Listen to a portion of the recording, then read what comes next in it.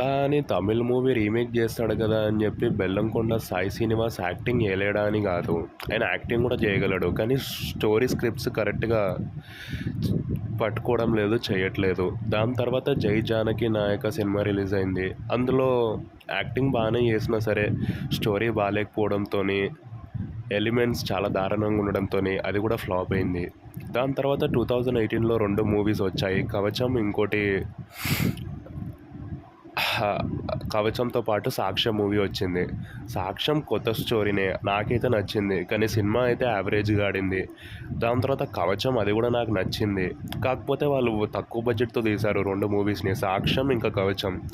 దానికంటే 10 టైమ్స్ తక్కువ కలెక్షన్ చేసి ఆ 2 మూవీస్ కూడా ఒకటేమో యావరేజ్ ఆడింది, ఒకటేమో డిజాస్టర్గా ఆడింది.